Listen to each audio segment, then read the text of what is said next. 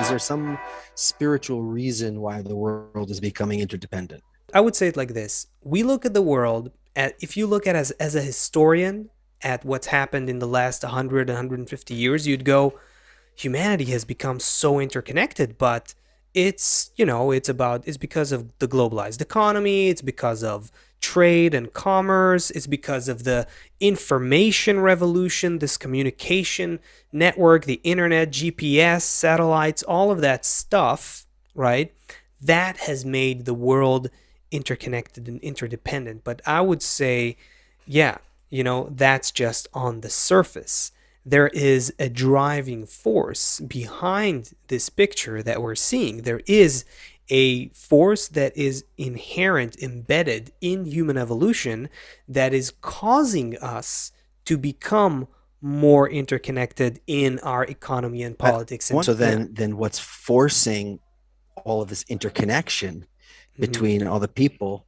It's just this I need, I need, I need in Mm. the form of junk, but there's some like undescribable urge inside of people that is causing the economies to develop and global trade routes to develop, but it's not like something that's critical for our life. It's not like, Mhm.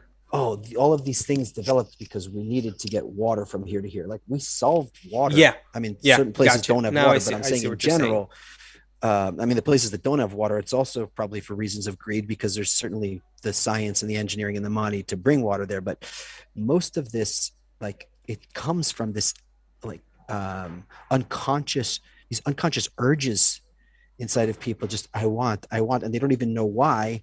That through these desires, Yeah. global networks of trade are set up, and How do we get here? So there's two conflicting trends, or a growing conflict between two opposite trends. One is that our drive to get more out of life and to conquer, and own and consume and fill ourselves with something more, with more and more and more. This ego drive of the human.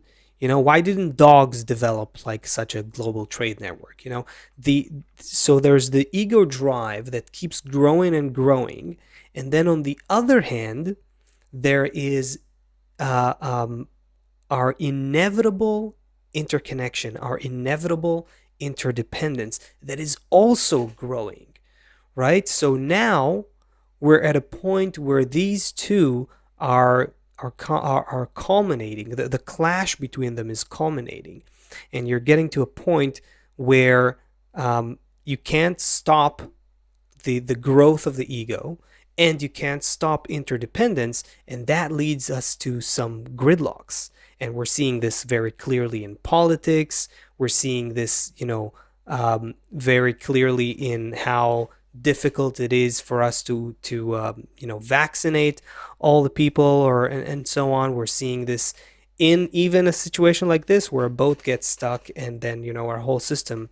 a huge part of it becomes paralyzed. And the more interdependent we become, the more we're going to see that we're going to have to not just build systems, mechanical systems outside of ourselves, but we're going to actually have to change our own mind about our connection. We're going to have to change our mindset. We're going to have to think about each other differently if we want to actually live beautifully together in this interdependence.